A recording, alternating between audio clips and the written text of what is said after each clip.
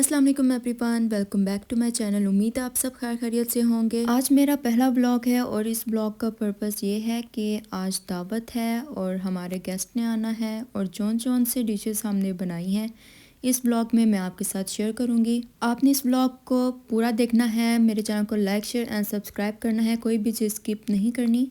दावत से पहले का दिन बहुत ज़्यादा इम्पॉर्टेंट होता है, बहुत सारी चीज़ें हमने पहले भी करके रखनी होती हैं। तो इसके लिए हमने जो पहली चीज़ें तैयार रखी हैं वो आपके साथ मैं शेयर करूंगी। सबसे पहले हमने चिकन को मैरिनेट करना है। मैरिनेट करने के लिए यहाँ पर मैंने एक खुला सा बोल ले लिया है जिसके अंदर 1 कप दही का इस्तेमाल किया है, 1 टेबलस्पून गार्लिक ऐड किया है। दही अच्छी तरह से फेंटा होना चाहिए और इसके बाद मैं यहाँ पर 1 टेबलस्पून सूखा धनिया का इस्तेमाल करूँगी, 1 टीस्पून सॉल्ट ऐड किया है और 3 टेबलस्पून भर के चिकन टिक्का मसाला ऐड कर लिया है। शान का, आप शान का इस्तेमाल करें, शान का ज़्यादा मज़े का होता है। यहाँ पर मैंने 2 लीमू ले लिए हैं जिसको मैंने कट कर लिया है और लेमन में से जो बीज थे वो मैंने साइड पे कर लिए हैं। अब मैं इसको अच्छी तरह से मिक्स कर लूँगी। अब इसके बाद 2 टेबलस्पून मैंने सिरका ऐड कर लिया है, तो अब मैं इसको अच्छी तरह से मिक्स कर लूँगी। अब मैंने यहाँ पर 1 टीस्पून काली मिर्चों का इस्तेमाल किया है, 1 टीस्पून चिली फ्लेक्स ऐड किया है। यहाँ पर मैंने 4 किलो चिकन ले ली है जिसको मैंने अच्छी तरह से साफ़ कर लिया था। अब मैंने इसके अंदर बोल के अंदर डाल दिया है। अब मैं इसको अच्छी तरह से मिक्स कर लूँगी। अब मैंने इसको अच्छी तरह से मिक्स कर लिया है। मिक्स करने के बाद अब मैं इसे मैरिनेट करने के लिए फ्रिज में रख दूँगी। 1 रात के लिए मैं इसे मैरिनेट करके रख दूँगी। 1 दिन पहले रात को मैंने ये मैरिनेट कर लिया है, तो अब मैं इसको फ्रिज में रख दूँगी। चिकन मैरिनेट करने के बाद अब हमने चिकन के कबाब बना लेने हैं, जिसके लिए मैंने यहाँ पर 1 केजी चिकन ले लिया है। प्रेशर कुकर में मैंने डाल दिया है। तो अब इसके बाद मैं स्पाइसेस ऐड करूँगी जिसमें से 1 टीस्पून नमक, 1 टेबलस्पून ज़ीरा, 2 टेबलस्पून सूखा धनिया, 1 टेबलस्पून लाल मिर्च, 1 टीस्पून हल्दी और काली मिर्चें, दालचीनी। अब ये जो तमाम स्पाइसेस हैं तो मैं इसके अंदर ऐड कर लूँगी। ऐड करने के बाद अब मैंने यहाँ पर 2 टेबलस्पून जिंजर गार्लिक का पेस्ट ऐड कर लिया है। अब मैं इसके अंदर ऐड कर लूँगी। अब मैंने यहाँ पर 1.5 कप चने की दाल ऐड कर ली है। यहाँ पर चॉप किया हुआ प्याज ऐड कर लिया है। चने की दाल की बजाय मैंने आलू इस वजह से नहीं डाले क्योंकि मैं नहीं चाहती थी कि कबाब जो हैं वो टूटने शुरू हो जाएं फ्रीज़ होने के बाद, क्योंकि आलू और चिकन के कबाब टूट जाते हैं फ्रीज़ होने के बाद अगर 3 दिन से ज़्यादा रखें तो, और ये पानी भी छोड़ देते हैं क्योंकि मेरे साथ ऐसे हो चुका है। इसके अंदर 2 गिलास पानी ऐड कर लूँगी और इसे मैं प्रेशर कुकर को बंद कर लूँगी और 5 मिनट के लिए इसको मैं बॉईल कर लूँगी। तो प्रेशर कुकर में ये जल्दी जल्दी बन जाता है, तो मैंने इसे प्रेशर कुकर में बना लिया था। अगर आप दूसरी तरह बनाना चाहते हैं आप वैसे भी बना सकते हैं। चने की दाल और चिकन को अलहदा कर लेना है और चने की जो दाल थी वो मैंने चॉपर में चॉप कर लिया था। ये अच्छी तरह से मैश हो चुका है। तो जो चिकन मैंने साइड पे की थी उसकी मैंने हड्डियाँ निकाली थी और इसको भी मैंने चॉपर में चॉप कर लिया था। अब मैं इसके अंदर ऐड कर लूँगी। हड्डियों वाली चिकन मैंने इस वजह से ली थी क्योंकि वो उसमें ज़्यादा टेस्ट अच्छा होता है, तो मैंने इसके अंदर बॉयल चिकन ऐड कर ली है। तो अब इसको ऐड करने के बाद अब साफ़ सुथरे हाथों की मदद से इसको अच्छी तरह से हाथों की मदद से मिक्स कर लेना है। अब यहाँ पर धनिया ऐड कर लेना है जिसको मैंने कट कर लिया था और अच्छी तरह से धो लिया था। अब मैंने इसके अंदर ऐड कर लिया है। तो अब मैं इसको अच्छी तरह से गूंद लूँगी। यहाँ पर मैंने थोड़ी सी चिली फ्लेक्स डाल दी है और इसको मैंने अच्छी तरह से मिक्स कर लिया है। तो कबाब बनाने के लिए जो टूल होता है इसकी मदद से मैं कबाब बना लूँगी और हाथों की मदद से थोड़ा थोड़ा इसको प्रेस करती जाऊँगी। फिर इसके बाद मैं दूसरा कबाब बना लूँगी और इसे मैं दोबारा से प्रेस करूँगी और जैसे जैसे मैं बनाती जाऊंगी तो मैंने इसे प्लेट में सर्व कर लिया है। और उसके बाद मैंने ये स्टील की प्लेट ले ली है जिसके ऊपर मैंने सारे कबाब बना लिए थे और इसके ऊपर मैंने शीट रख लिया है। तो दूसरी बार मैंने फिर से कबाब बनाए और इसके ऊपर रख दिए। तो अब मैं इसको फ्रीज़ कर लूँगी ओवरनाइट के लिए। अब ये कबाब सीधा फ्रीज़र में जाएंगे फ्रीज़ होने के लिए। इसके बाद जी गजरेला बना लेना है हमने। अब ये जो गजरेले की रेसिपी है ये मेरी अम्मी की है, तो इन्होंने जो है वो साफ़ कर लिया था गाजरों को, इसको अच्छी तरह से धो लिया था और इसके जो बाल थे वो भी निकाल दिए थे। ये 3 केजी गाजरें हैं। अब इसके बाद यहाँ पर खुला सा देगचा ले लिया है जिसके अंदर 5 किलो दूध ऐड कर लिया है और इसको अच्छी तरह से उबाल लेना है। जब तक दूध बॉयल हो रहा है तो इतनी देर में हम गाजरों को कद्दूकस कर लेंगे। ये मेरी अम्मी की स्पेशल कद्दूकस करने वाली मशीन है जो गाजरों को कद्दूकस करने के लिए इस्तेमाल होती है। तो इसका प्रोसेस ये होता है कि हमने गाजरों को लेना होता है और उसको स्लाइसिस में कट कर लेना होता है। अब गाजर की जो स्लाइसिस हैं वो आपने इसके ऊपर डाल देनी है, तो ऊपर से आपने इसको प्रेस कर लेना है। जैसे ही आप इसको प्रेस करेंगे ना तो ये नीचे से कद्दूकस की तरह ना निकलती हुई आएगी। अगर आपके पास ये वाली मशीन नहीं है तो आप इसकी जगह हाथ से जो कद्दूकस करते हैं वो भी ले सकते हैं। इस मशीन ने 10 मिनट के अंदर अंदर तमाम गाजरों को अच्छी तरह से कद्दूकस कर लिया था और ये देख सकते हैं कि इसने किस तरह से सफाई के साथ कद्दूकस किया है। तो यहाँ पर अब बॉईल हो चुका है दूध, तो अब जो कद्दूकस की हुई गाजरें थी वो मैंने इसके अंदर ऐड कर ली हैं और इसको अच्छी तरह से बॉईल कर लेना है। अब गजरेले में डालने के लिए मैंने यहाँ पर काजू और बादाम ले लिए हैं, ये बाद में मैं डालूंगी जब मैं इसको क्रश कर लूँगी। गजरेले को हिलाते जाना है, इसको नीचे से जलाना बिल्कुल भी नहीं है। अब इसके बाद 5 से 6 इलायचियाँ इसके अंदर ऐड कर लेनी है, इसको अच्छी तरह से मिक्स कर लेना है। गजरेले में खोए का इस्तेमाल इस वजह से नहीं किया जाएगा क्योंकि इसके अंदर 5 किलो दूध गजरेले में ऐड करने के लिए 1.5 कप शुगर लिया गया है। तो इसके बाद बादाम और काजू लिए गए हैं जिसको अच्छी तरह से क्रश कर लिया है और साथ ही 1 कप मिल्क पाउडर लिया है। अब दूध थोड़ा सा थिक हो चुका है तो अब इसके अंदर चीनी ऐड कर लिया है। तो अब इसको अच्छी तरह से मिक्स कर लेना है। मिक्स करने के बाद अब जो ड्राई फ्रूट थे क्रश किए हुए अब इसके अंदर ऐड कर लेना है, तो इसको भी अच्छी तरह से मिक्स कर लेना है।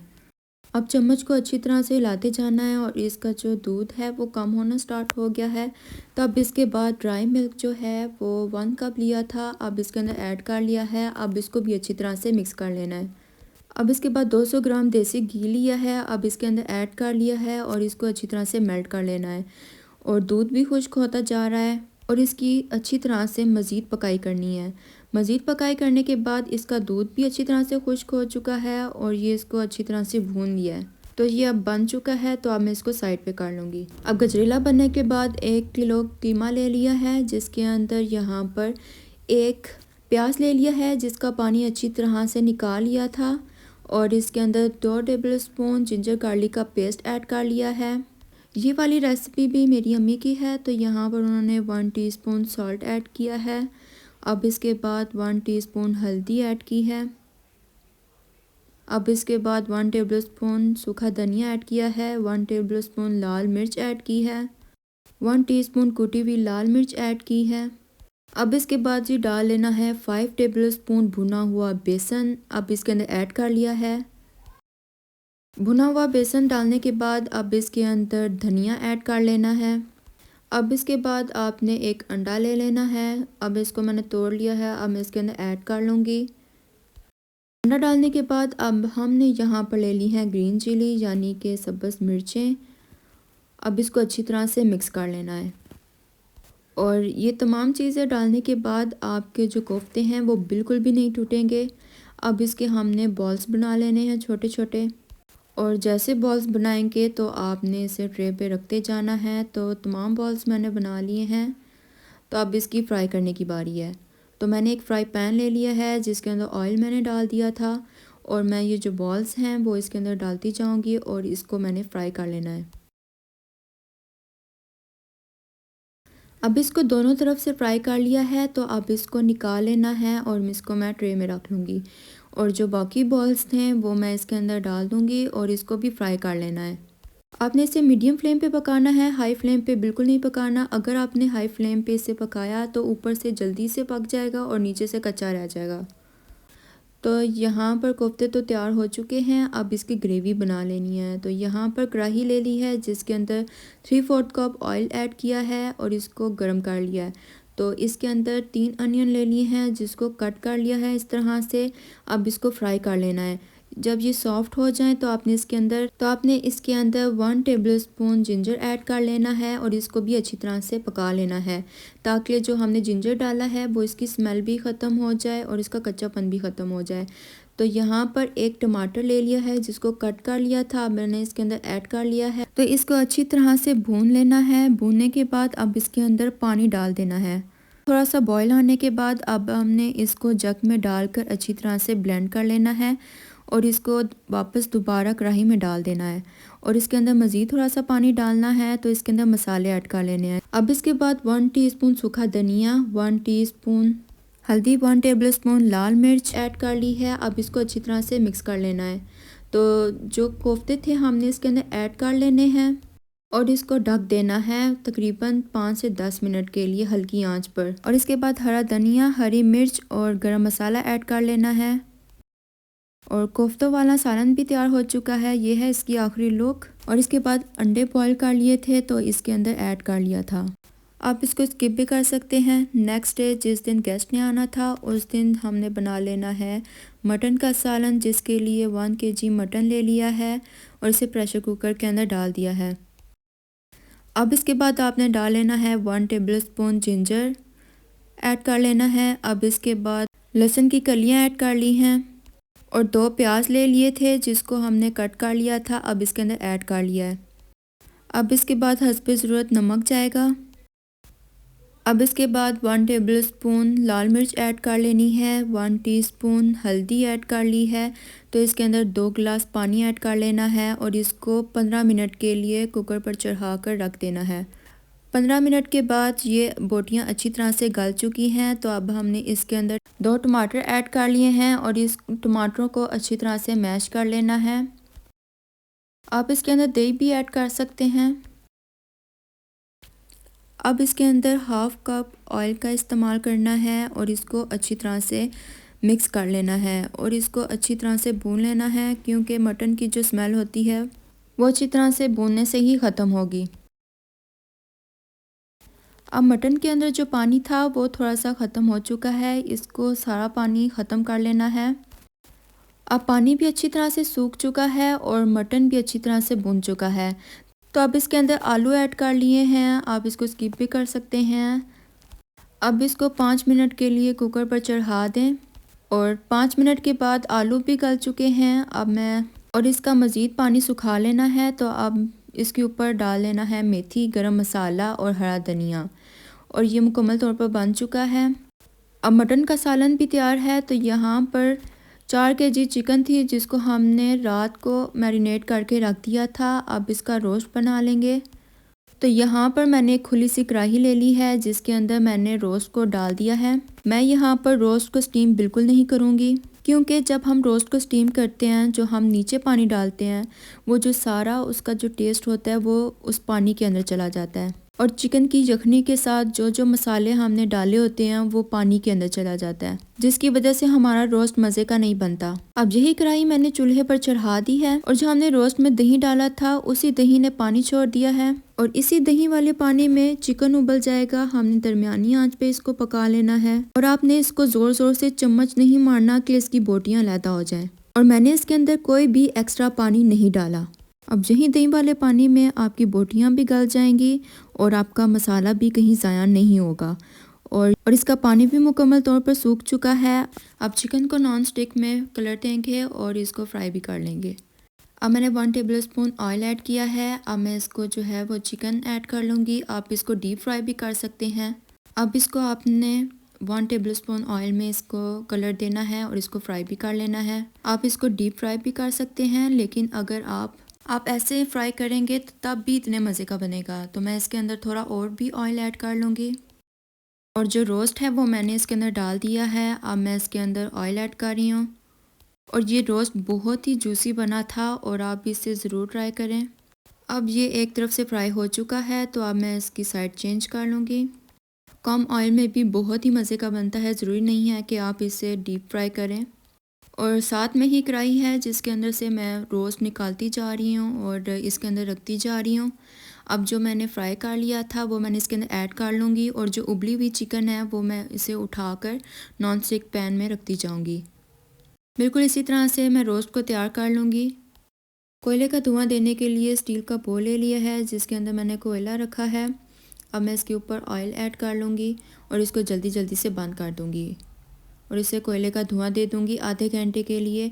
आधे घंटे के बाद ये मुकम्मल तौर पर तैयार हो जाएगा। अब रोस्ट भी रेडी हो चुका है। अब इसके बाद चिकन वेजिटेबल राइस बनाऊंगी। चिकन वेजिटेबल राइस बनाने के लिए मैंने एक खुला सा देगचा ले लिया है और जिसके अंदर मैं 3/4 कप ऑयल ऐड किया है। अब मैंने एक प्याज कट कर लिया है, वो भी इसके अंदर ऐड कर लिया है। 2 टेबल स्पून गार्लिक मैंने ऐड कर लिया है। इन दोनों को हमने हल्का सा फ्राई कर लेना है ताकि जो हमने गार्लिक ऐड किया है वो उसका कच्चापन ख़त्म हो जाए। अब मैंने यहाँ पर एक टमाटर ऐड कर लिया है जिसको मैंने कट कर लिया था, जिसको हमने भून लिया है। अब हमने यहाँ पर 1.5 kg चिकन ऐड कर ली है। अब चिकन को अच्छी तरह से भून लेना है क्योंकि चिकन की जो स्मेल होती है वो भूनने से ख़त्म होगी। अब हमने इसको फ्राई कर लेना है। फ्राई करने के बाद अब ये जो वेजिटेबल हैं ऐड कर ली हैं और इन वेजिटेबल में मैंने बंद गोभी, शिमला मिर्च और गाजर इस्तेमाल की है। हाफ बंद गोभी को मैंने कट कर लिया था और 3 शिमला मिर्च ले ली थी और 4 से 5 गाजरें मैंने कट कर ली थी। अब इसके बाद मैंने मटर ले लिए हैं, 1 कप मटर का इस्तेमाल किया है। अब मैंने इसके अंदर ऐड कर लिया है। इन तमाम वेजिटेबल को अच्छी तरह से मिक्स कर लूँगी। अब इसके बाद मैं खड़े मसाले ले लूँगी जिनमें से दालचीनी, लौंग, बड़ी इलायची, छोटी इलायची, काली मिर्च ली है और अब मैंने इसके अंदर ऐड कर लिया है। और यहाँ पर मैंने क्यूब डाल दी है और आपने ज़ीरा डालना भी नहीं भूलना। और जो मैंने क्यूब डाली है वो चम्मच की मदद से इसको मैं मैश कर लूँगी और इसको मैं अच्छी तरह से मिक्स कर लूँगी। अब इसके बाद 2 टेबल स्पून बिरयानी मसाला ऐड कर लेना है। बिरयानी मसाला ऐड करने के बाद 1 टेबल स्पून लाल मिर्च ऐड कर लेनी है। मैंने 6 प्याली चावल बनाने थे, उसके लिए मैंने 5 टेबल स्पून नमक ऐड कर लिया है। अब अपने हिसाब से भी नमक ऐड कर सकते हैं। जब आप इसके अंदर पानी डालेंगे, जब उबाली आएगी तो आप इसका नमक चेक कर सकते हैं। अगर आपको कम लगे तो आप नमक भी ऐड कर सकते हैं। तो अब मैं इसके अंदर पानी ऐड कर रही हूँ। तो मैं 6 प्याली चावल बना रही हूँ तो उसके लिए 12 कप पानी डालना होगा। अगर आपने ज़्यादा या कम पानी डाला तो फिर आपके चावल भी ख़राब हो जाएंगे, इसलिए पानी की क्वांटिटी का ख्याल रखना बहुत ज़रूरी है। अच्छी तरह से बॉयल आ चुका है तो 6 कप पानी में मैंने चावल डाले थे जो कि 6 प्याली थे, तो आधे घंटे के लिए भिगो दिए थे। अब भिगोए हुए चावल मैंने इसके अंदर ऐड कर लिए हैं। अब मैं हल्के चम्मच की मदद से इसको मैं अच्छी तरह से मिक्स कर लूँगी। इसके बाद आपने इसको ढक देना है और आपने इसे 50% पका लेने हैं चावल और 50% दम के बाद पक जाएंगे। अब मैंने चावलों को कवर कर लिया है। अब इसके बाद मैं इसको हटा लूँगी और ये 50% पक चुके हैं। अब मैं इसको दम के लिए 20 मिनट के लिए रख दूँगी। 25 मिनट के बाद ये मज़ेदार चिकन वेजिटेबल चावल तैयार हो चुके हैं और चावल बिल्कुल भी नहीं जुड़े और बिल्कुल खिले खिले बने हैं। दावत के लिए जो भी डिशेस बनाई हुई थी वो वक्त पर तैयार हो चुकी है, लेकिन अब ये एंड पे हमने कबाब तलने हैं और ये वो कबाब है जो हमने रात को फ्रीज़ करके रखे थे। तो बोल में मैंने एक अंडा ले लिया था जिसको अच्छी तरह से फेंट लिया था और इस कबाब को उसके अंदर डिप कर लिया था। और मैंने एक तवा ले लिया जिसके अंदर मैंने ऑयल डाल दिया है और इस तरह से मैं फ्राई करती जाऊंगी। और 15 मिनट के बाद हमारे गेस्ट भी आने वाले थे और हमने जल्दी जल्दी से कबाब भी फ्राई कर लिए। एक प्लेट के लिए कबाब को फ्राई कर लिया है। मेहमान भी आने वाले थे 15 मिनट के बाद और जल्दी जल्दी से हमने दूसरी प्लेट के लिए भी अब कबाब को फ्राई कर लेंगे। कबाब को मीडियम फ्लेम पे पकाएंगे। इस ब्लॉग को बनाते हुए और रिकॉर्ड करते हुए, एडिटिंग और वॉइस ओवर करते हुए और अपलोड करते हुए बहुत मेहनत लगी और काफ़ी घंटे लगे। तो आपके लिए 1 सेकंड लगेंगे सब्सक्राइब करते हुए और अपनी फैमिली के साथ भी ज़रूर शेयर कर दिया करें। और कबाब को फ्राई करने के बाद अब मैं दूसरी प्लेट में भी सर्व कर लूँगी। और यही कबाब अब मैंने प्लेट में सर्व कर लिया है। अब आपको मैं दिखाती हूँ कि ये दोनों प्लेट मैंने सर्व कर ली हैं। साइड पे सलाद भी मैंने रख दिया है और साइड पे प्लेट्स वगैरह मैंने रख दी थी और जो जो सालन के लिए मुझे ज़रूरत थी, जो रोस्ट के लिए, वो मैंने यहाँ पर रख दिए थे। और सलाद वगैरह मैंने यहाँ पे रख दिया था और रायता मैंने साइड पे रख दिया है। फिर इसके बाद यहाँ पर मैंने चटनी रख दी है और आहिस्ता आहिस्ता तमाम डिशेस मैं टेबल पे रखती जाऊँगी। और ये तमाम डिशेस गर्म करके मैंने अब टेबल पे सर्व कर ली हैं। तमाम खाने अब वक्त पर बन चुके हैं। तमाम चीज़ें बहुत ही मज़े की बनी थी और जो हमारे घर गेस्ट आए हुए थे उनको ये डिशेस बहुत मज़े की लगी थी और सब ने खाने को एंजॉय भी किया। और ये जो दरमियान में सलाद है, जो फ्लावर्स बनाए हुए, ये मेरी अम्मी ने डेकोरेट किया था। मैंने और अम्मी ने दावत का खाना मिलकर बनाया था क्योंकि एक बंदा अगर काम करे तो उसके लिए बहुत मुश्किल हो जाता है। आपको व्लॉग कैसा लगा आप मुझे फ़ीडबैक भी ज़रूर दीजिएगा। अगर कोई सवाल है तो आप मुझसे पूछ सकते हैं, और आपको इस वीडियो का पार्ट सबसे ज़्यादा कौन सा अच्छा लगा आप मुझे वो भी बताएं। अगर कोई सवाल आप पूछना चाहते हैं या आपको किसी चीज़ की समझ नहीं आई तो आप कमेंट सेक्शन में अपना फ़ीडबैक दें और आप सवाल पूछ सकते हैं। इंशाल्लाह आपको मैं ये जवाब ज़रूर दूँगी। उम्मीद है आपको मेरा ये पहला व्लॉग अच्छा लगा होगा, और मेरे चैनल को लाइक शेयर एंड सब्सक्राइब ज़रूर करना है। बेल आइकन को भी ज़रूर दबाना है ताकि जब भी मैं कोई वीडियोस डालूँ आप तक नोटिफिकेशन आ सके। और इसी तरह अच्छी अच्छी वीडियोस के लिए आपने मुझे लाजमी सब्सक्राइब करना है। अपना ख्याल रखिएगा। खुदा हाफिज़।